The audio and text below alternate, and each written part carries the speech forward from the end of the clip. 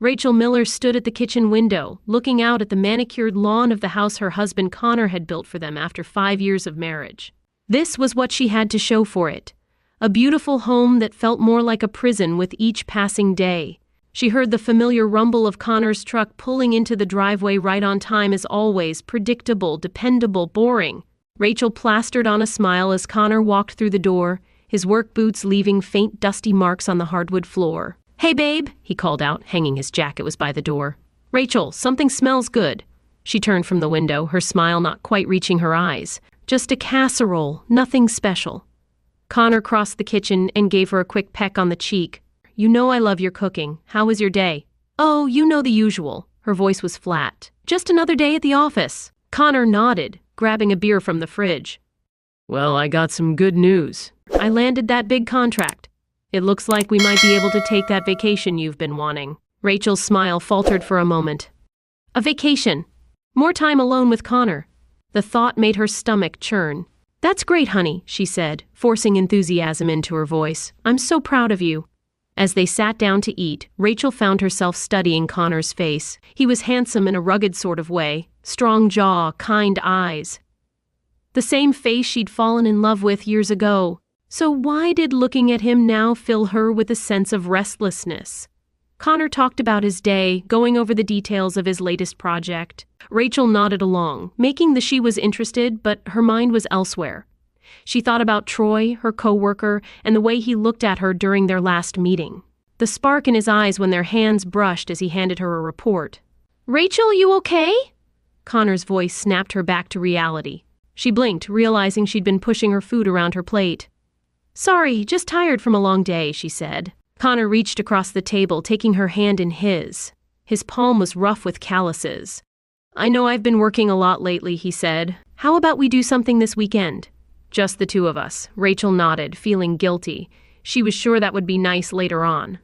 That night, as Connor slept soundly beside her, Rachel lay awake, staring at the ceiling. She thought about the life she'd built with Connor, stable, comfortable, and utterly devoid of passion. She thought about Troy and the way her heart raced when he was near.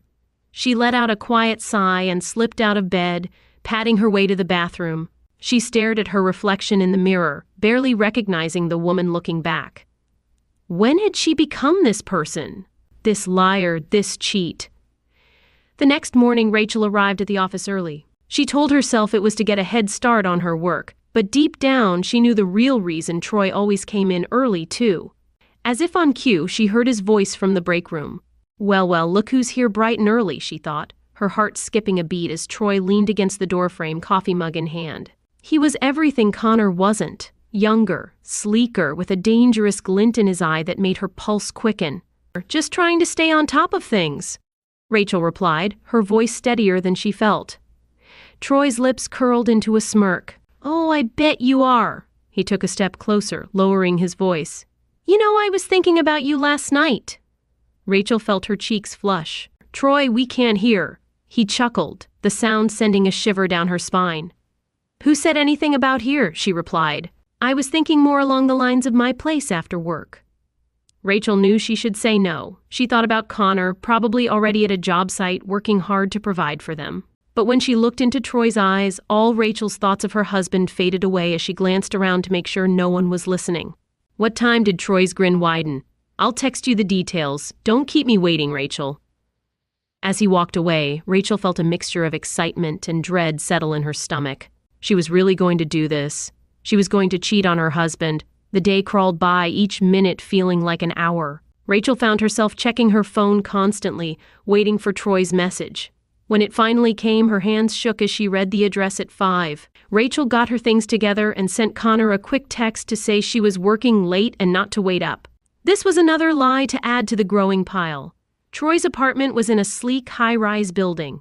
She was up downtown in a glass and steel building. As she knocked on the door, she had a moment of clarity. She could still turn back, go home to Connor, forget this madness. But then Troy opened the door and all her reservations melted away. "I was starting to think you wouldn't show," he said, pulling her inside. Rachel barely had time to respond before his lips were on hers, hungry and insistent. She kissed him back with equal fervor, all the pent-up desire of the past months pouring out. Troy led her to the bedroom. She caught sight of herself in a mirror and saw a woman she barely recognized. Her cheeks were flushed, her eyes wild, and her clothes were askew. For the first time in years, she felt alive. What followed was a blur of passion and guilt. Troy's hands on her body, his lips on her skin. The thrill of doing something forbidden mixed with the gnawing knowledge that she was betraying Connor. Afterwards, as they lay tangled in the sheets, Rachel felt the first stirrings of regret. She thought about Connor, probably. Sitting at home, she was filled with guilt. She thought, I should go. She got up and started to put her clothes on. Troy propped himself up on one elbow and watched her dress. "You're sure the night's still young?" she asked. "Rachel, you can't go back now. This is what you wanted. This is what you chose. Don't try to play the good wife now." His words stung, but she knew he was right. She drove home. Rachel's mind was racing. How would she face Connor? How could she look him in the eye knowing what she'd done? But when she walked through the door, she found Connor asleep on the couch with the TV still on. Relief washed over her, followed quickly by shame. He trusted her so completely. He hadn't even questioned her late night at work. Rachel crept upstairs and into the shower as if she could wash away her betrayal along with Troy's scent. As the hot water poured over her, she made a decision. This was a one-time thing. Time was on her side. She swore it would never happen again, but even as she made this vow to herself, Rachel knew it was a lie. The thrill of being with Troy, the excitement of sneaking around, it was intoxicating. She was already craving more. The next few weeks passed in a haze of deception. Rachel became an expert at lying, crafting elaborate stories to explain her absences and late nights at work, drinks with colleagues. Connor was always happy to go along with it, never questioning anything. Troy was insatiable. They met as often as they could, in his apartment, in cheap motels, even in Rachel's office after hours. Each encounter left Rachel feeling more alive and more guilty in equal measure. One particularly risky afternoon, they were in the office bathroom. Rachel was perched on the sink with Troy between her legs. Rachel felt the thrill of potentially getting caught only added to the excitement. She suddenly heard footsteps approaching. Her heart nearly stopped as she recognized the voice of Eli Jenkins, the CEO of the firm. "Troy, you in there?" he called out. Troy quickly clamped a hand over Rachel's mouth, his eyes wide with panic. They stayed frozen, hardly daring to breathe as Jenkins knocked on the door after what felt like an age. They heard him walk away, muttering something about needing to find maintenance as soon as the coast was clear. Rachel burst into nervous laughter. "Oh my God, that was close," she said. But Troy didn't share her amusement. His expression had changed. It was a calculating look that Rachel had never seen before. He said slowly, reaching for his phone, which was a little too close for comfort. Rachel realized that maybe they needed some insurance. Her laughter died in her throat. "What are you talking about?" Troy's smile was cold as he held up his phone. "I've been recording us every time the world seemed to tilt beneath Rachel's feet." "You know why I would do that?" "Relax, babe," Troy said, his tone far too casual for the bomb he just dropped. "It's just a bit of fun, unless you want to make it more serious." Rachel felt sick. "What do you mean?" The look in Troy's eyes sent a chill down her spine. This wasn't the playful, flirtatious man she thought she knew. This was someone else entirely. "You're going to let my friends have some fun with you," Troy said. His voice was low and menacing. "Or I'll send these videos to Connor, your boss too. How do you think that would go down?" Rachel wondered how Jenkins would react to seeing her in the office bathroom. This couldn't be happening. Troy's cold, calculated look told her he was deadly serious. "Do what I say or everything will come crashing down for you," he said. "Your little husband will know what you've been up to in your cushy job." Rachel tried to reason with him, but he wasn't interested. Rachel tried to reason with Troy, but he wasn't interested in her pleas. He gave her a deadline and walked out, leaving her alone in the bathroom. That night, Rachel sat at the dining table, pushing food around her plate. Connor chatted happily about his day, unaware of the turmoil inside his wife. "Honey, you okay?" Connor's voice broke through her thoughts. "You've barely touched your food." "Your food," Rachel said, looking up at Connor. She met his gaze for a moment, considering telling him everything, but the thought of losing him, of seeing the trust in his eyes turn to disgust, was too much to bear. "I'm fine," she lied, forcing a smile. His hand in hers, his touch once so comforting, now felt like it was burning her skin. "Why don't you go lie down?" he suggested. I'll clean up here, Rachel replied, grateful for the excuse to escape as she climbed the stairs to their bedroom. She felt the weight of her decisions pressing down on her. She had to find a way out of this mess, but how? Lying in bed, staring at the ceiling, Rachel's mind was racing with possibilities. She could go to the police, but then everything would come out. She could try to reason with Troy, but the cold look in his eyes told her that was a bad idea. As the night wore on, Rachel came to a terrible realization. There was only one way out of this mess. She had to tell Connor the truth. The thought filled her with dread. But what choice did she have? Better he hear it from her than see it in some sort of video. With a shaky breath, Rachel made her decision. She would confess everything to Connor. She only hoped that Rachel was sure that somehow, somewhere, he would find it in his heart to forgive her. But as she drifted into an uneasy sleep, she couldn't shake the feeling that her life as she knew it was about to come crashing down around her. Her hands shook as she poured herself a glass of wine. The rich red liquid slopped against the sides of the glass. The glass reflected the chaos in her stomach as she heard Connor's truck pull into the driveway. The familiar sound now filled her with dread. The front door opened and Connor's heavy footsteps echoed through the house. "Rachel, you home?" she said, taking a deep breath and trying to calm herself in the kitchen. Connor appeared in the doorway, a smile on his face that quickly faded when he saw Rachel's expression. "What's wrong?" She took a sip of wine to give herself a few more seconds to collect her thoughts before she told him. "I've done something terrible," she began, her voice trembling. Connor leaned forward, concern etched on his face. "Whatever it is, we can fix it together. Just tell me," he urged. Rachel shook her head, tears welling up in her eyes. "I don't think we can," she replied.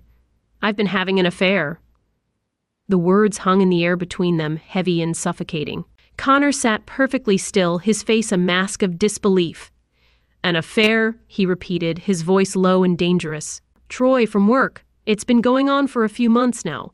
Hands clenched into fists on the table, Rachel nodded, unable to meet his gaze. "There's more," she whispered. "He's been recording us. He's threatening to send the videos to you and my boss if I don't do what he wants." Connor stood up abruptly, his chair scraping against the floor. He paced the kitchen loudly, running his hands through his hair. "Jesus, what were you thinking?" he asked. "I wasn't thinking," Rachel replied. "I was bored, stupid, and selfish."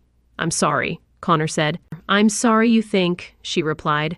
"I'm sorry, but that's not going to fix this." He slammed his fist on the counter, making Rachel jump. "You think I'm weak. You think I'm some pushover who's going to cry over you, some loser from work." Rachel shrank back in her chair. "No, I didn't mean it. Shut up," Connor growled. He stood there, breathing heavily, his eyes boring into Rachel. After what felt like an eternity, he spoke again. His voice was oddly calm. "Give me his name, his full name." Rachel blinked, confused. "Why?" "Give me his name," she said. Her voice was barely audible. Connor nodded once, then turned and walked out of the kitchen. Rachel heard him grabbing his keys. "Connor, wait," she called. She rushed after him. "Where are you going?" Connor paused at the front door, his hand on the knob. He turned to look at Rachel, his eyes cold and hard. "I'm going to take care of this. Stay here." Before Rachel could protest, he was gone, the door slamming behind him. The minutes passed like hours. Rachel paced the living room, calling Connor's cell and imagining worst-case scenarios. It was well past midnight when she heard Connor's truck pull up. She rushed to the door and threw it open. "Connor, where have you been?" "What did you do?" Connor brushed past her, his knuckles bruised and with a small cut above his eye. "It's taken care of," he said flatly. Rachel's eyes widened. "What do you mean, taken care of? Connor, what did you do to Troy?" "Bothering you again?" Rachel whispered, her hand flying to her mouth. "Is he alive?" "I made sure he understood what would happen if he ever came near you again. I also smashed his phone. Those videos are gone." Rachel felt a wave of relief wash over her. Rachel felt a rush of shame as she quickly followed Connor. "I'm so sorry. I never meant for any of this to happen. Can we try to work this out?" Connor's laugh was cold and humorless. "Work it out? You think I want to stay married to you after this?" Rachel's heart sank as she recognized what they were. She whispered, her voice breaking. Connor nodded. "I had them drawn up a while ago. Call it a gut feeling." "Our marriage." Connor's eyes were cold as he stared at her. "Do you love me?" he asked, his voice emotionless. Rachel nodded. "Yes, of course I do." "Then prove it," he said, gesturing to the papers. "Sign them," he said. Rachel's legs gave out and she sank to her knees. "Connor, please, I'm begging you, give me another chance." Connor looked down at her, unmoved by her tears. "You had your chance, Rachel. You threw it away the moment you decided to sleep with that guy." His words cut through Rachel like a knife. She had never seen this side of Connor before. Cold, ruthless, unforgiving. "Why?" she asked, her voice barely above a whisper. Why did you confront Troy if you were just going to divorce me anyway?" Connor's lip curled in disgust. He didn't appreciate anyone threatening his wife even if she was a cheating Rachel.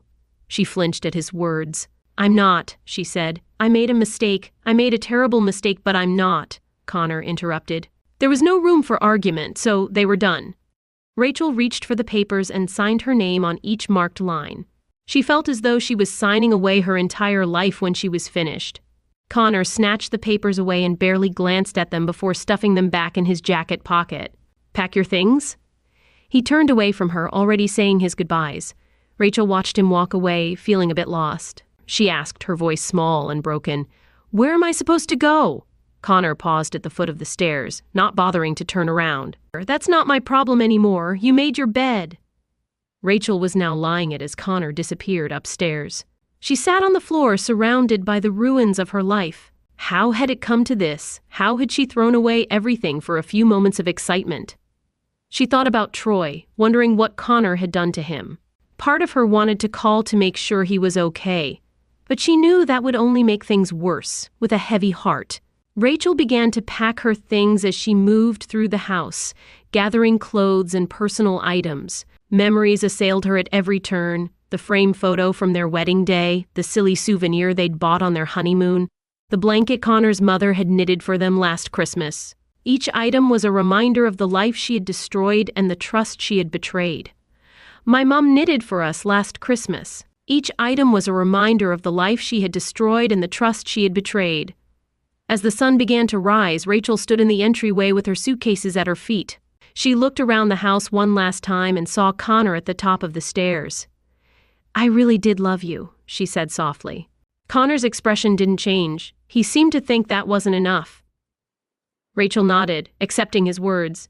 She picked up her bags and walked out the door, closing it softly behind her as she loaded her things into her car. Rachel realized she had nowhere to go. She couldn't face her family. She knew she'd disappointed them. Her friends were all connected to Connor in some way. She'd lost them too. For a moment she considered going to Troy, but the thought made her sick. He was the reason she'd lost everything. Besides, after Connor's visit, she doubted Troy would want anything to do with her. Rachel checked into a cheap motel on the outskirts of town. She sat on the lumpy bed, staring at the peeling wallpaper. The full weight of her actions crashed down on her. She had lost everything, her husband, her home, her job. There was no way she could go back there now. Her friends had all turned their backs on her. Rachel was lost in thought for a few moments, enjoying the excitement of a new relationship. However, her phone buzzed, startling her. She hoped it was Connor, but when she looked at the screen, her heart sank. It was a text from an unknown number. "You ruined my life. I'm going to ruin yours." Rachel's hands were shaking as she looked at the message. It had to be from Troy, but Connor had destroyed his phone, hadn't he? Before she could think any more about it, another text came through. This one had a video file in it. Rachel pressed play, and her stomach was churning as she watched herself and Troy in the office bathroom. Their illicit encounter was playing out in front of her eyes. Another text followed. It said, "I've sent this to everyone at the office, including Jenkins. I hope it was worth it." Rachel dropped the phone as if it had burned her. This couldn't be happening. It was a nightmare, but she knew it wasn't. This was real. This was the consequence of her actions. She thought about Connor, about how he had tried to protect her even after what she'd done. And she had repaid his final act of kindness by destroying both their reputations. Rachel curled up on the bed, sobs racking her body. She realized that this was only the beginning. Her life as she knew it was over. Rachel stared at her phone, the screen still displaying Troy's threatening message. Her hands trembled as she dialed Connor's number, praying he would answer. After several rings, his voicemail kicked in.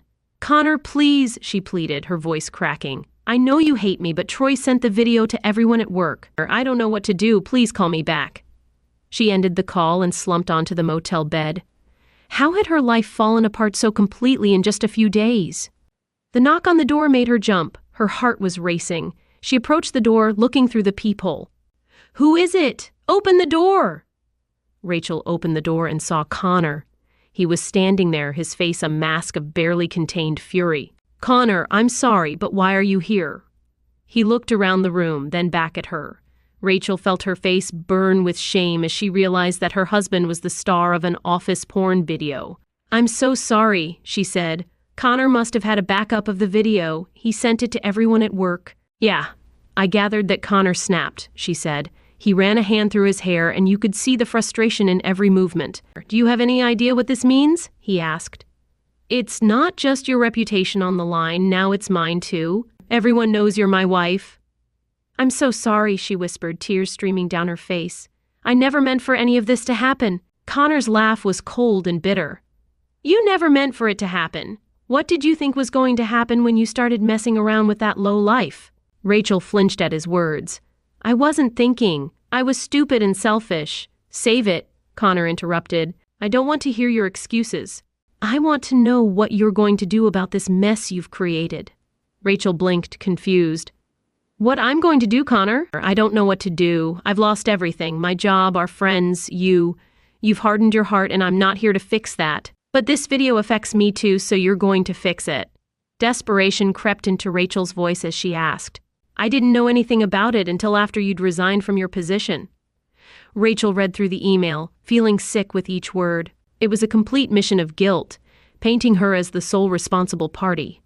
"Connor, if I send this, I'll never work in this industry again." "That's right," Connor agreed, his voice devoid of sympathy. "But you'll be protecting my reputation, and that's the least you can do after what you've put me through." Rachel nodded slowly, realizing she had no choice. "Okay, I'll do it." Connor handed her the phone. "Now I want to watch you send it with shaking hands." Rachel took the phone and hesitated for a moment, her finger hovering over the send button. This was it, the final nail in the coffin of her career, her reputation, her life as she knew it. She pressed send.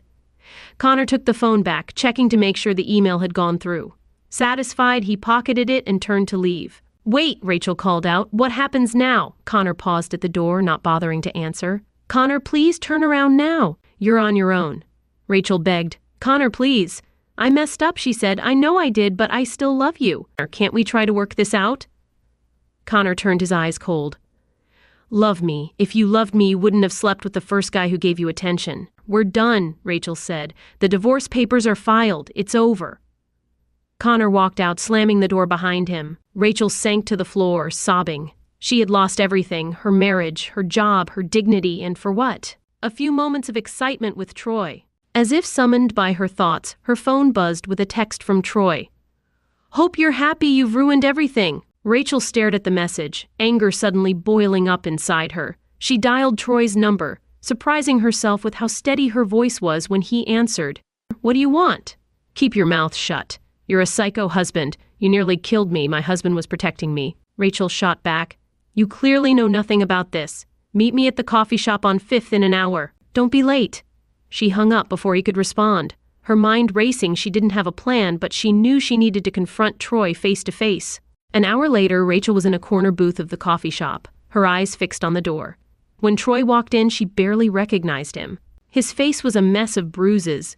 One eye swollen shut, Troy slid into the booth across from her, wincing as he sat down. "Make it quick."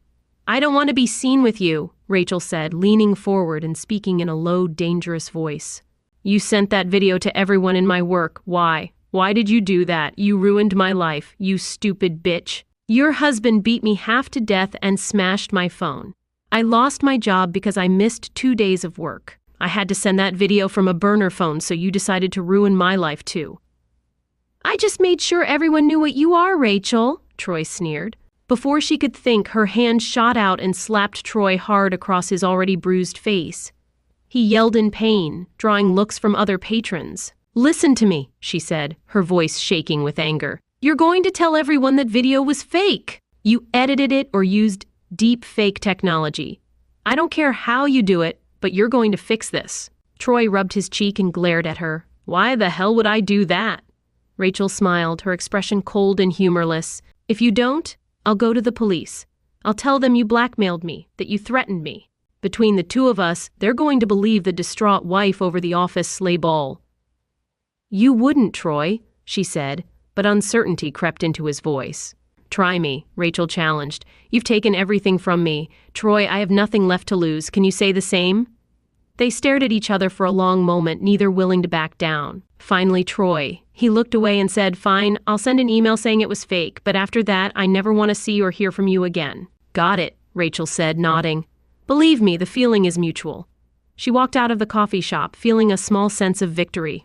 It wouldn't fix everything. Her marriage was still over and her job was still lost, but at least she had taken back some control. Over the next few weeks, she tried to piece her life back together. She moved in with her sister temporarily. She started looking for a new job in a different field and tried to come to terms with the end of her marriage. One afternoon, as she was scrolling through job listings, her phone rang. It was Connor. "Hello," she answered, her heart racing. "I got the final divorce papers today," he said. "I'll be dropping them off for you to sign tomorrow." Rachel closed her eyes, fighting back tears. "Okay, Connor," she replied. "I'll save it." "I'm not calling for a heart-to-heart," he said. "I just wanted to let you know He said he'd be there around noon, so make sure you're available." The line went dead before Rachel could respond. She stared at the phone, feeling a mix of emotions. Part of her had hoped that with time, Connor might soften and be willing to at least talk about reconciliation, but his tone made it clear he was done with her. The next day, Rachel paced her sister's living room, waiting for Connor to arrive. When the doorbell rang, she nearly jumped out of her skin. She opened the door to find Connor standing there. He was holding a manila envelope. He looked good, better than she remembered. The past few weeks had clearly been kinder to him than to her. "Hi," she said softly. Connor didn't return the greeting. He held out the envelope. It said, "Everything's in here. Sign here. Mail it back to my lawyer." Rachel took the envelope. Her fingers brushed against his. Connor pulled his hand back quickly as if her touch burned him. "Connor," Rachel started. "I know you don't want to hear it, but I am truly sorry for everything. I never meant to hurt you." Rachel's eyes met Connor's, and for a moment she saw a flicker of the man she had married. Kind and understanding, but it was gone in an instant, replaced by cold indifference. "You're right," she said. "I don't want to hear it. Your apologies don't change anything. Rachel, you made your choice now. We both have to live with it." Rachel nodded, fighting back tears. "I understand for what it's worth. I hope you find happiness, Connor. You deserve it."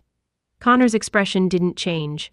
"Goodbye, Rachel." As he turned to leave, Rachel called out one last time, "Connor, did you ever love me?" He paused, his back to her. Rachel thought he might not answer, but when he did, his voice was quiet and almost sad. He said, "I did more than you ever knew with that." Then he walked away, leaving Rachel standing in the doorway. She felt the weight of her mistakes crushing down on her later that night. Later, she sat at her sister's kitchen table, looking at the signed divorce papers. She reflected on the choices that had led her to this moment, the boredom that had driven her to Troy's arms, the excitement that had blinded her to the consequences of her actions, and her selfishness that had destroyed her marriage and her life. She sealed the envelope containing the papers. By ending her marriage to Connor, she made a promise to herself that she would learn from this, become a better person, and, maybe one day, find a way to forgive herself for what she had done. However, she knew one thing for certain: Connor would never forgive her, and she couldn't. Miles away in the house he had once shared with Rachel, Connor sat in his home office with a glass of whiskey in his hand. He stared at the framed photo on his desk of Rachel on their wedding day, both smiling, full of hope for their future together. With a swift motion, he knocked the frame face down. It was time to move on. Rachel had made her choice, and now he had made his. He would rebuild his life stronger and wiser than before, he thought as he looked out the window at the Chicago skyline. Connor felt a sense of peace wash over him. He had faced betrayal and come out the other side. He hadn't let it break him. Instead, he'd taken control, protected himself, and come out on top. For Connor, this wasn't the end. It was a fresh start. A chance to build a life on his own terms without the weight of Rachel's betrayal holding him back. He raised his glass in a silent toast to new beginnings, strength, and victory.